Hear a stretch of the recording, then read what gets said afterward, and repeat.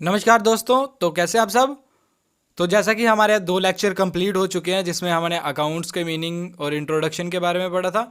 Second इसकी terms के बारे में पढ़ा था।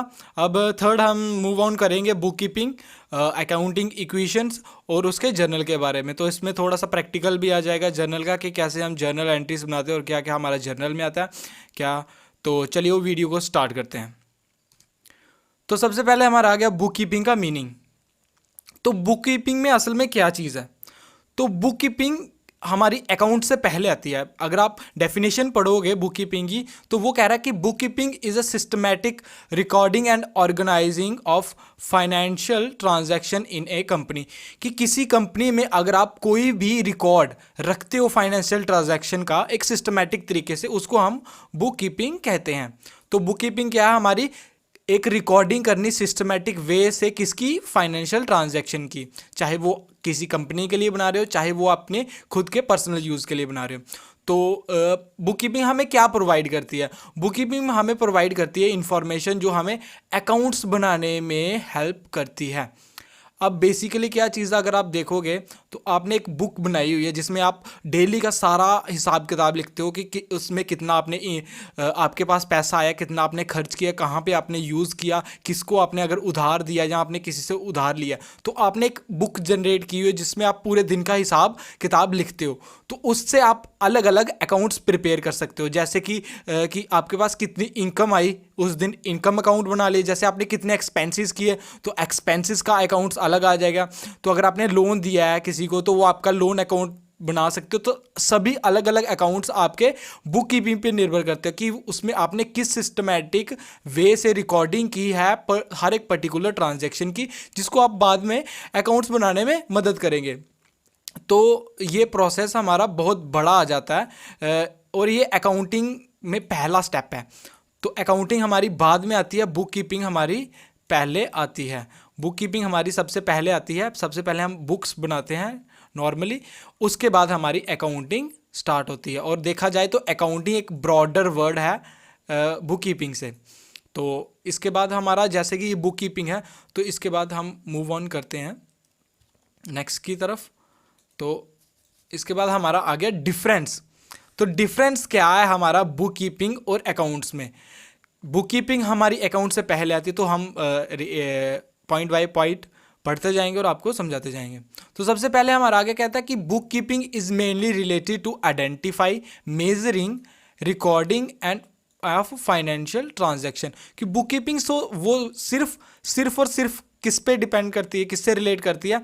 सबसे पहले हम आइडेंटिफाई करें कि ये ट्रांजैक्शन फाइनेंशियल ट्रांजैक्शन है कि नहीं, किसकी रिलेटेड है, वो आइडेंटिफाई करते हैं। फिर उसको हम मेज़र करते हैं। मेज़र इन द सेंस कि आपने कितने पैसे या फिर उसके अमाउंट कितना हुआ, और उसको हम रिकॉर्ड करते हैं बुक्स में, फाइनेंशियल ट्रांजैक्शंस जो भी सारी होती हैं। इसके साथ रिलेट करता है हमारा बुक कीपिंग। और अकाउंटिंग क्या करता है, अकाउंटिंग एक प्रोसेस है जिसमें हम क्या करते हैं, समराइज करते हैं किसको, फाइनेंशियल ट्रांजैक्शन को, और उसको हम इंटीग्रेट करते हैं अकाउंट बनाने में, और कम्युनिकेट करते हैं फाइनेंशियल ट्रांजैक्शन। हम किसी को पढ़ा सकते हैं कि ये देखो हमारे पास इतना खर्चा हुआ है, एक्सपेंसेस अकाउंट अगर हमारा हुआ है, कितना हमारे पास कैश आया। तो हम किसी को भी कम्युनिकेट कर सकते हैं वो फाइनेंशियल ट्रांजैक्शन जो हमने अकाउंटिंग के प्रोसेस बनाई होगी। और इससे हम क्या, सिंपली लेजर अकाउंट सिंपली बना सकते हैं। सेकेंड पॉइंट हमारा आ गया डिसीजन मेकिंग। तो डिसीजन मेकिंग में कैसे हेल्प करता है book keeping. Management can not take decision based on the data provide of book keeping. Book keeping में जो भी डाटा प्रोवाइड किया जाता है वो एकदम से लमसम होता है, सभी मिक्स्ड मैशअप होता है। कि कैश की भी एंट्री सोचो उसमें, एक्सपेंसेस की भी एंट्री उसमें है, सबका मतलब डेली का सबको उसमें पड़ा हुआ है, एकदम से रश पड़ा हुआ है एक किस्म से। तो वो समझने में थोड़ी सी प्रॉब्लम होती है। तो वो इसलिए मैनेजमेंट में डिसीजन मेकिंग में ये थोड़ा सा क्या बोलता है, हेल्प नहीं कर पाता, ये हम यूज़ नहीं करते इसको। लेकिन जैसे कि हम अकाउंटिंग में चले जाएंगे तो depending upon the data provide the accounts the management can be critically business decisions. तो जैसे अब अकाउंटिंग में क्या होता है, हम हर एक चीज़ का अलग अलग अकाउंट प्रिपेयर करते हैं। तो अलग अलग प्रिपेयर होगा तो समझने में भी आसानी होगी। तो इसी से मैनेजमेंट इसको यूज़ करती है और इसी को देख के हमारे बिजनेस डिसीजन लेती है। उसके बाद नेक्स्ट हमारा पॉइंट आ गया ऑब्जेक्टिव। अब बुक कीपिंग क्या क्या क्या ऑब्जेक्टिव्स हैं। तो the objective of book keeping is to keep the records of the all the financial transaction properly and systematic. तो बुक कीपिंग का मेन ऑब्जेक्टिव यही है कि वो क्या करता है, फाइनेंशियल ट्रांजैक्शन को प्रॉपर सिस्टमेटिक वे से रिकॉर्ड करता है। ठीक है, अब वहीं पे अकाउंट्स हमारा क्या करता है, अकाउंट का ऑब्जेक्टिव क्या करता है, वो जो भी फाइनेंशियल सिचुएशन होती है अभी बिजनेस की चल रही होती है, सारी अकाउंट्स को करके वो आपको कम्युनिकेट करता है इन्फॉर्मेशन जो भी चाहिए होती है, जिस भी पर्टिकुलर अकाउंट के रिलेटेड आपको इन्फॉर्मेशन चाहिए होती है, तो अकाउंटिंग प्रोसेस से वो हम आपको वो प्रोवाइड की जाती है। उसके बाद हमारा नेक्स्ट आ गया प्रिपरेशन ऑफ फाइनेंशियल स्टेटमेंट। तो फाइनेंशियल स्टेटमेंट क्या चीज़ होती है, पहले आप तो वो समझ लो। फाइनेंशियल स्टेटमेंट हम बोलते हैं जब बिजनेस की फाइनेंशियल स्टेट होती है, इसको क्या, इसमें कौन कौन से अकाउंट्स आते हैं, हमारा प्रॉफिट एंड लॉस अकाउंट और बैलेंस शीट। इन तीन चीज़ों से, मेनली बैलेंस शीट से हम देखते हैं कि हमारा बिजनेस की में ज़्यादा लाइबिलिटीज़ हैं कि एसिड्स हैं, हमारा प्रॉफिट में बिजनेस चल रहा है कि लॉस में चल रहा है, तो वो चीज़ फाइनेंशियल स्टेटमेंट में आ जाती है। तो और financial statement are not prepare as a part of process, हमारी बुक कीपिंग के अंदर फाइनेंशियल स्टेटमेंट प्रिपेयर नहीं की जाती, और वहाँ पे अकाउंट्स में हमारा क्या, फाइनेंशियल स्टेटमेंट हम प्रिपेयर किया जाता है किसके, अकाउंटिंग प्रोसेस के दौरान। उसके बाद हमारा नेक्स्ट आ गया स्किल रिक्वायर्ड। अब इसके लिए क्या स्किल रिक्वायर्ड चाहिए बुक कीपिंग के लिए, तो बुक कीपिंग के लिए कोई स्पेशल स्किल नहीं चाहिए, एक नॉर्मल पर्सन भी ईजिली बुक मेंटेन कर सकता है, सारे जो भी हम डेली ट्रांजेक्शन्स करते हैं। वहाँ पे अकाउंट्स पे चले जाओगे तो अकाउंट्स को करने के लिए आपको स्पेशल स्किल चाहिए, नॉलेज चाहिए, ठीक है, जिससे आपको पता हो कि कौन सी ट्रांजैक्शन किस नेचर की है और आपने कहाँ पे डालनी है। अगर कैश की है तो कैश में डालनी है, अगर एक्सपेंसेस की एक्सपेंसेस में डालनी है, अगर लोन की है तो लोन की, अलग अलग कैटेगराइज में उसको कैटेगराइज करके, उसके लिए आपको स्किल चाहिए होती है या फिर एक स्पेसिफिकल नॉलेज चाहिए होती है उस पर्टिकुलर सब्जेक्ट के, फिर आप एक अकाउंटिंग प्रोसेस कर सकते हो। इसके बाद जैसे कि हमारा नेक्स्ट आ जाता है अगले पॉइंट, एनालिसिस। अब इस बुक कीपिंग में एनालिसिस क्या करता है, the process of book keeping does not require an analysis. तो बुक कीपिंग का प्रोसेस में हमारा कोई एनालिसिस नहीं होता, क्योंकि इसमें सारा लमसम होता है, तो हम इसको एनालाइज नहीं कर पाते। एनालाइज करने के लिए हमें उसको अलग अलग करना पड़ता है, अलग अलग, जो हम अकाउंटिंग में करते हैं। Accounting use book keeping information to analyze and interpret the data and then comply in to the reports. अब जो इन्फॉर्मेशन हमें बुक कीपिंग से मिलती है वो हम क्या करते हैं, अकाउंटिंग प्रोसेस में एनालाइज करते हैं, उसको समझते हैं, कैटेगराइज करते हैं, और उसके हिसाब से हम रिपोर्ट बनाते हैं। रिपोर्ट में हमारा क्या, हम उसका पर्टिकुलर अकाउंट्स बनाते हैं।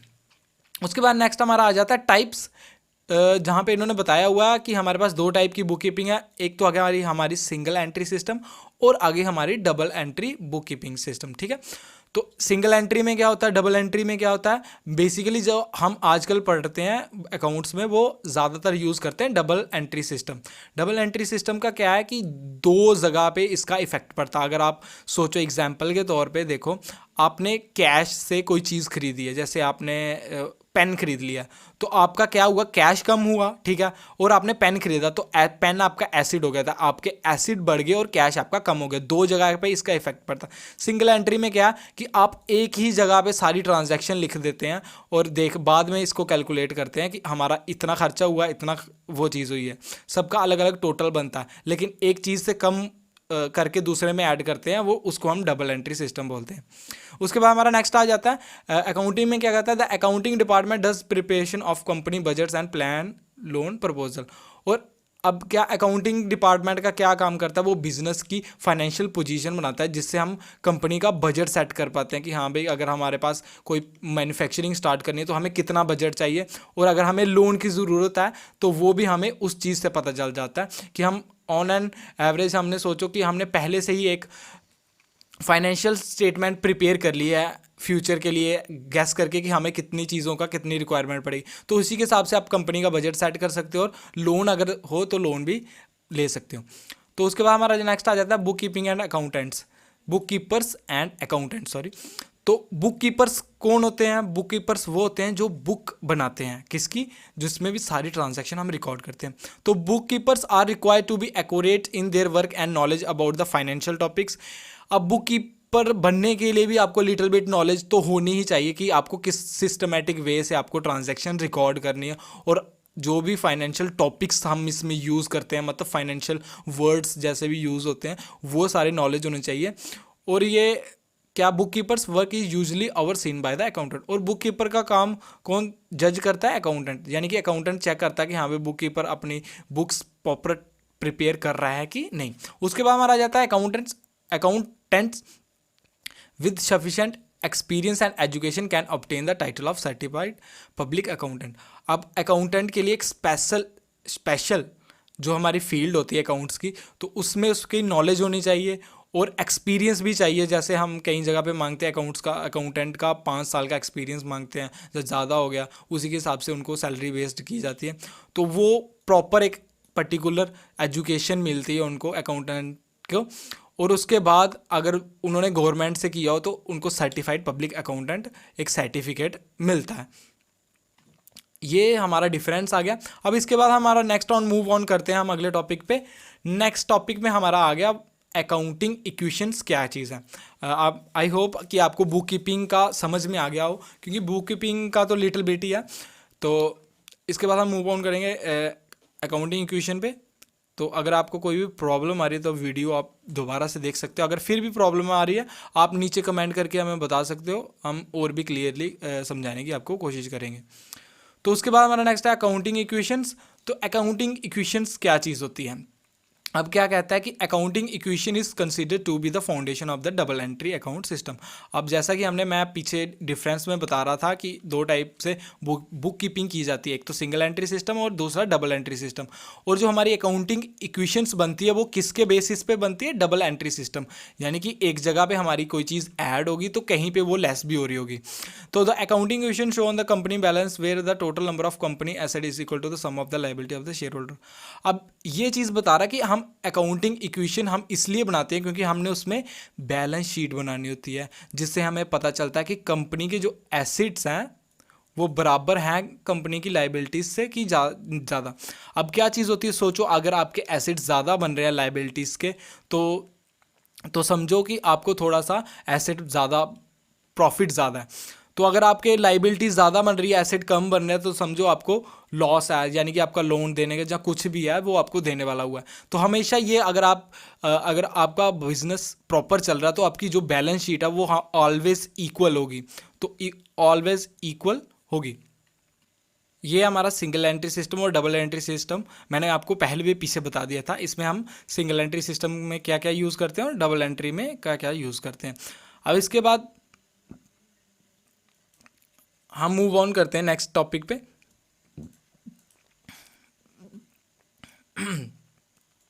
तो हम अकाउंटिंग इक्वेशन को कैलकुलेट कैसे करते हैं?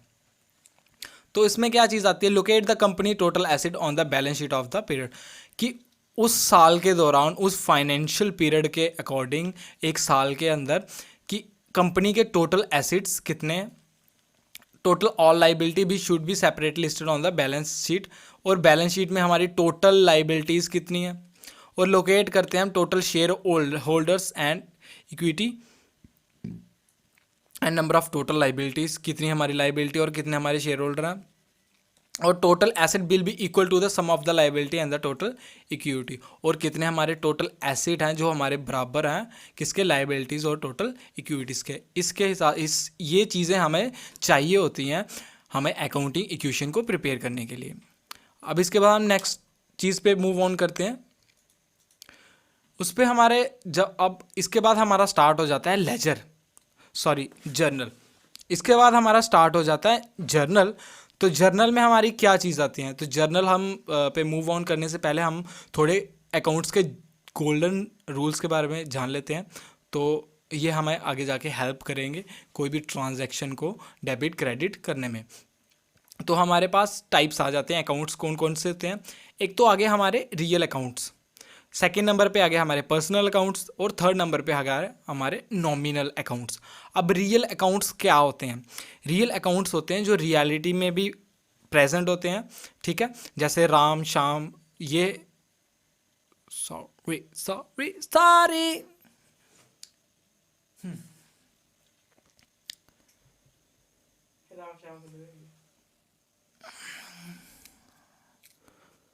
तो इसके बाद हम स्टार्ट करेंगे जर्नल। तो जर्नल से जाने से पहले हम इसके गोल्डन रूल्स पढ़ लेते हैं अकाउंट्स के, जो हमारे आगे जाके हेल्प करेंगे। तो जान लेते हैं हम कितने टाइप के हमारे अकाउंट्स होते हैं। तो 3 टाइप के अकाउंट्स होते हैं, रियल अकाउंट्स, पर्सनल अकाउंट और nominal account.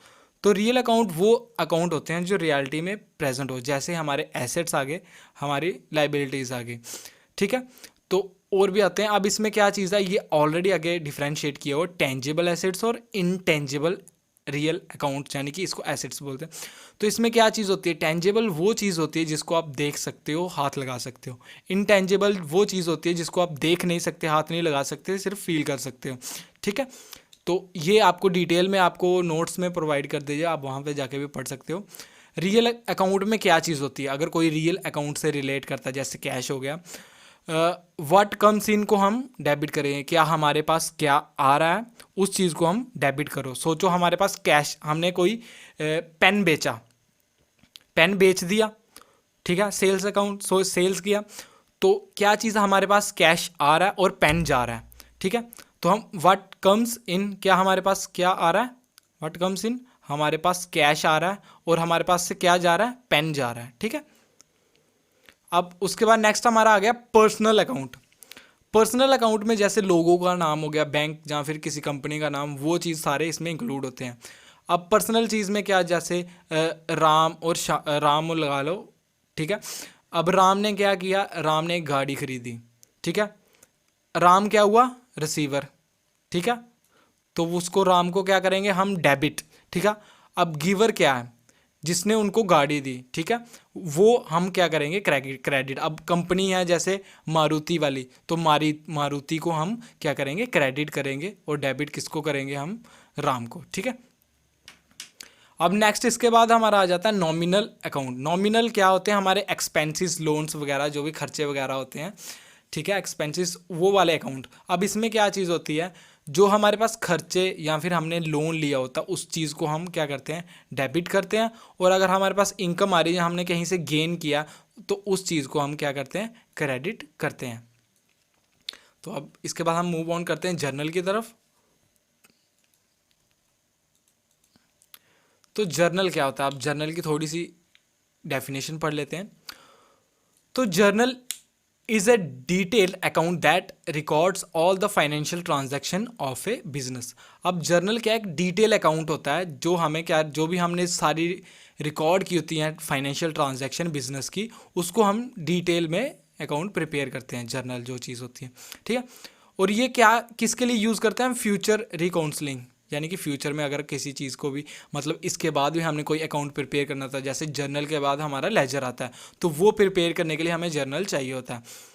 And transfer to the other official account records, और कहीं और पे ट्रांसफ़र करना तो वहाँ पे हम कर सकते हैं, सच एस जर्नल, जैसे मैंने आपको अभी बताया कि इसके बाद हम जर्नल प्रिपेयर करते हैं। A journal states the date of the transaction. Journal में हमारा क्या क्या चीज़ें आती हैं, जर्नल में हमारी डेट आ जाती है ट्रांजैक्शन की, विच अकाउंट वर अफेक्टेड, कौन कौन से अकाउंट हमारे इफेक्ट होंगे, एंड द अमाउंट, और कितना amount, usually in double entry book keeping method. और इसमें हम कौन सा मेथड यूज़ करते हैं, double entry book keeping system. अगर नॉर्मल भाषा में देखो तो जर्नल बनाने के लिए जो मेन चीज़ें होती हैं, एक तो हमें डेट गिवन दी होती है, किस तरीक को हमने क्या चीज़ खरीदी और उसका अमाउंट कितना था, और हम इसको डबल एंट्री सिस्टम से प्रिपेयर करते हैं। अब डबल एंट्री सिस्टम का क्या फॉर्मेट क्या होता है, मैं आपको बता देता हूँ यहाँ पे बना के। सोचो ये है अकाउंट्स हमारा, उसका फॉर्मेट ये फॉर्मेट हमारा, यहाँ पे हम लिखते हैं डेट, यहाँ पे हमारा आ जाता है पर्टिकुलर्स,